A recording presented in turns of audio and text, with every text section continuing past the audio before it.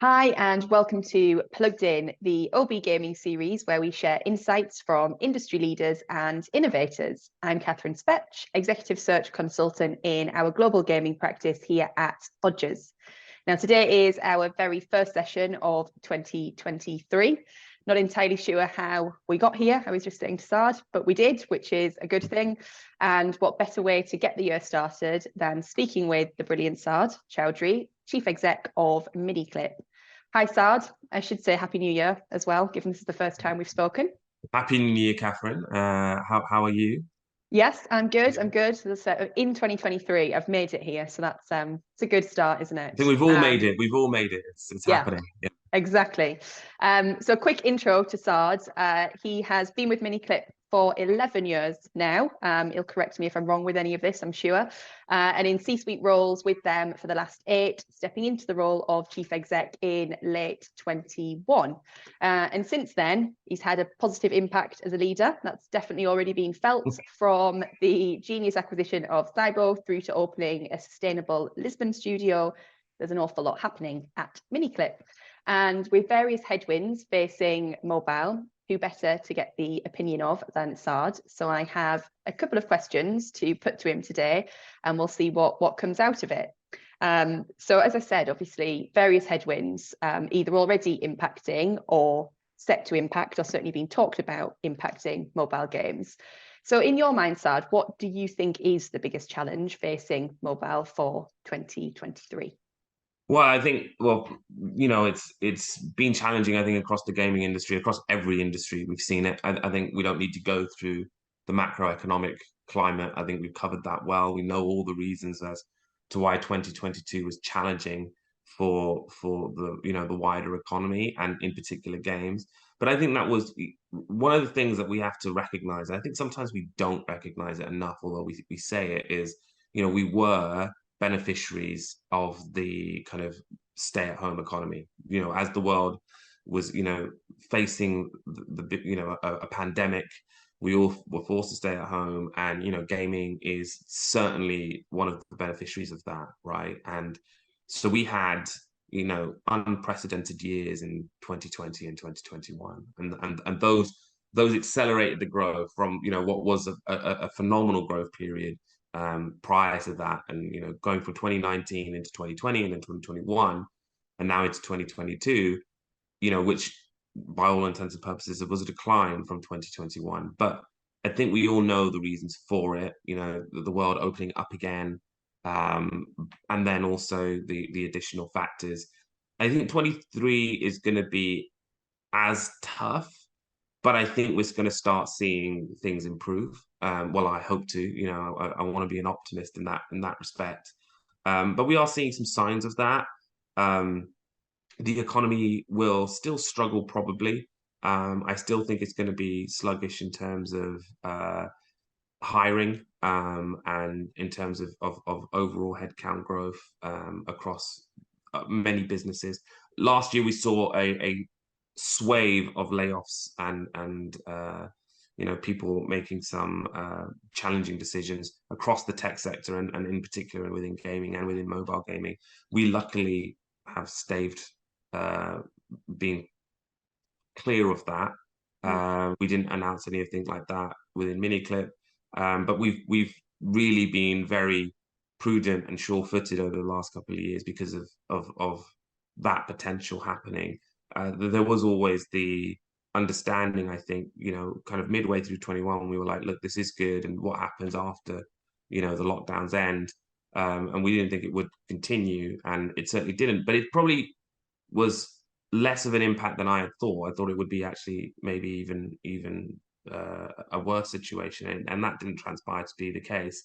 Well, I think I remember coming to see you, Saad, and I think we said at that point, can't quite remember when that was, but we said, there's been so much talk of all these headwinds, and we knew what the macroeconomic situation was, but it hadn't really been felt at that point. And I think it's only in the last quarter that it's really, or the last quarter of 22, that it really started to make its impact felt.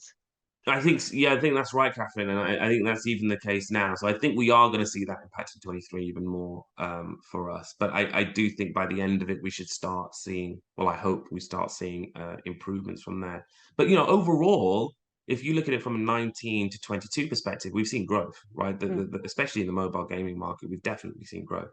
The challenges and the headwinds, had we not had the kind of the wider external factors, the privacy situation, IDFA deprecation, all those kind of things that everybody's been talking about, and what that I think is indicative of is how reliant mobile games has been on its marketing efforts. Marketing is as important as product, and vice versa. So that challenge has been something that we would have seen anyway, right? Those were decisions that the platforms had made, and we're going to see more of that coming on the Android side as well.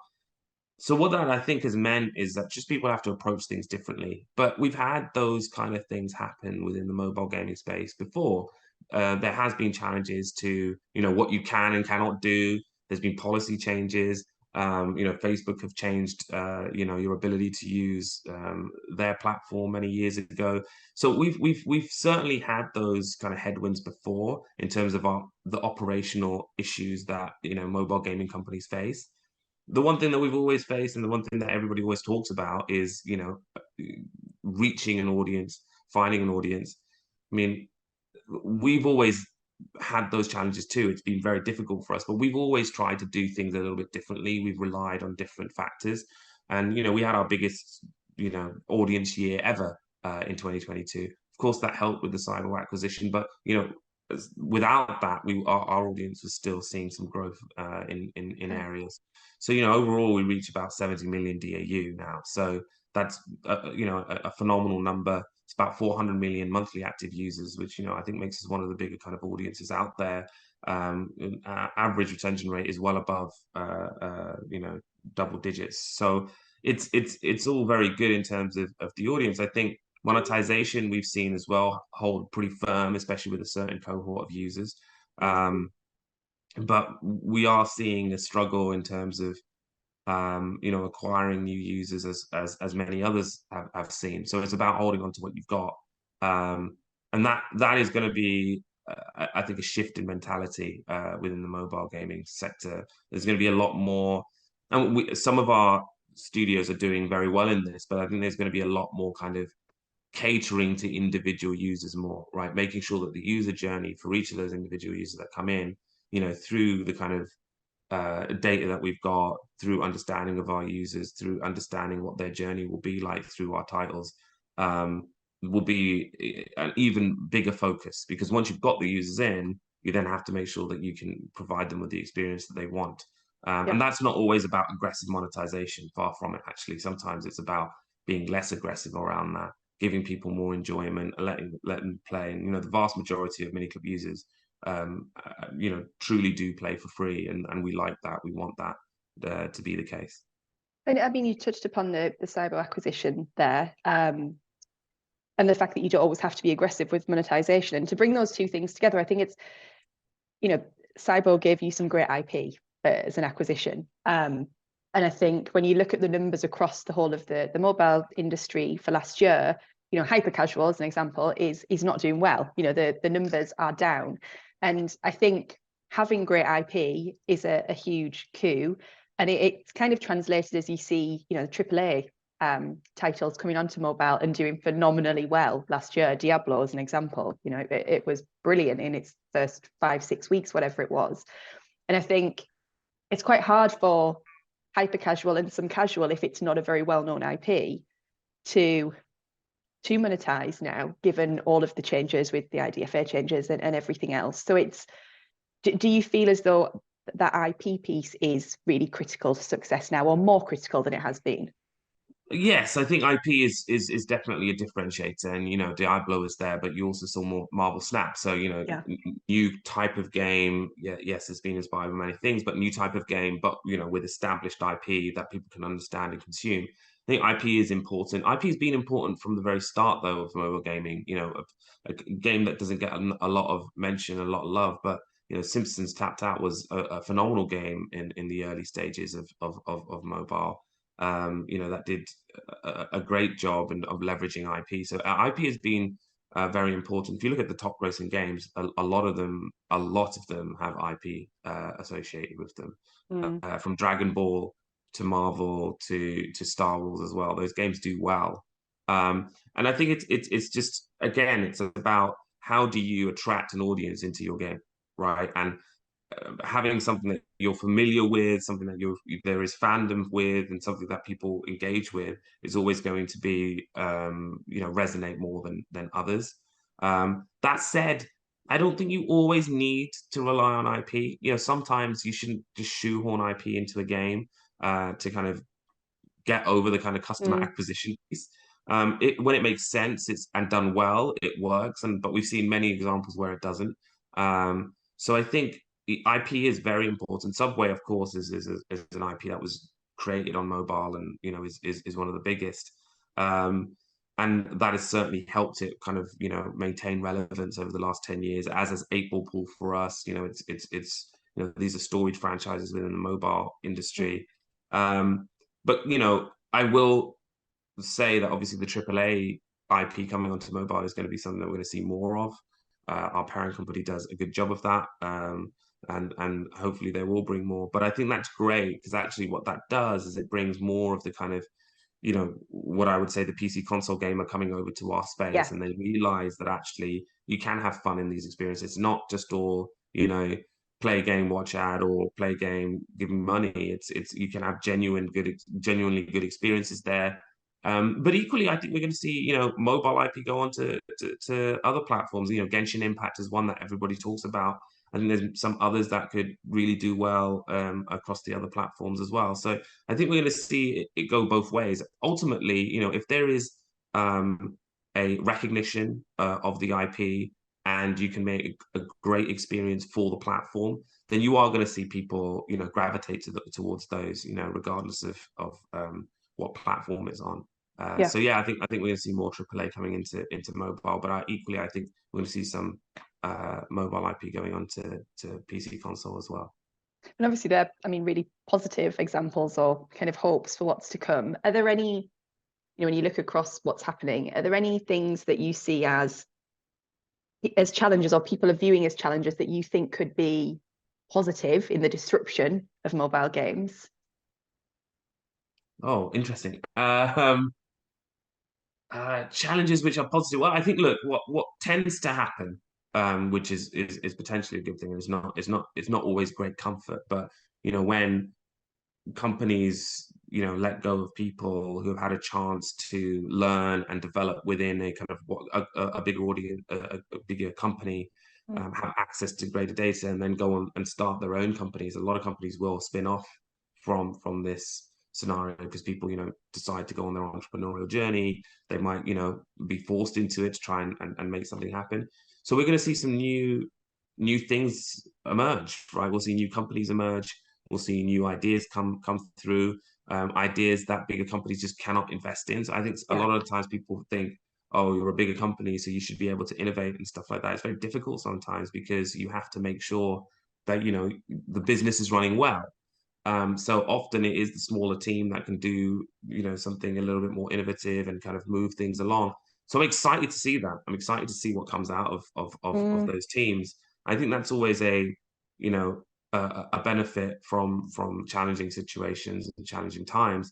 Obviously, it's not great, you know, when those people are going through it, because, you know, often it's through great difficulty and, you know, being forced to do that comes out of you know, that kind of outcome comes out of that situation.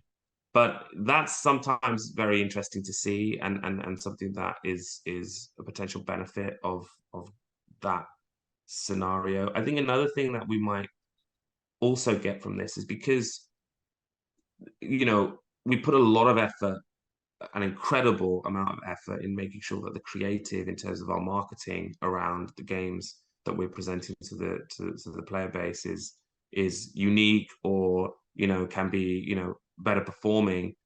We will probably see more kind of brand marketing type activities within the mobile space than we've traditionally seen, So I think that's going to be very interesting to see how that plays out.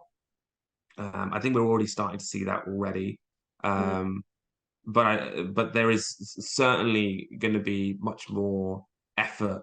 There is a lot of effort already, but much more effort into making sure that the creative is performing really well. And if you can get that working, then the rest of it can kind of it works quite easily, because we built systems to make that work and make that augment that and accelerate that even more. So I think we're going to see more creativity in that side of things as well. And often that's criticized as not being too creative. Often you see, fake cats and things like that.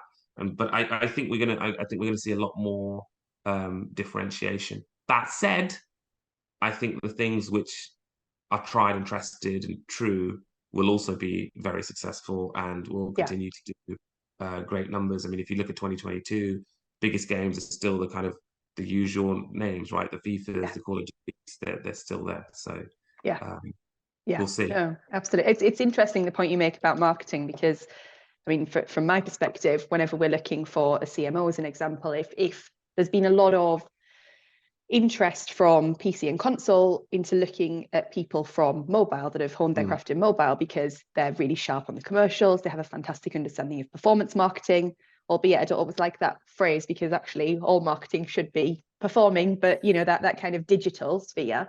But there has been less focus on the brand and the creative and the storytelling, which is typically what PC and console world have been really good at. So it'll be interesting to see if there is more of a crossover coming the other way, as you've said.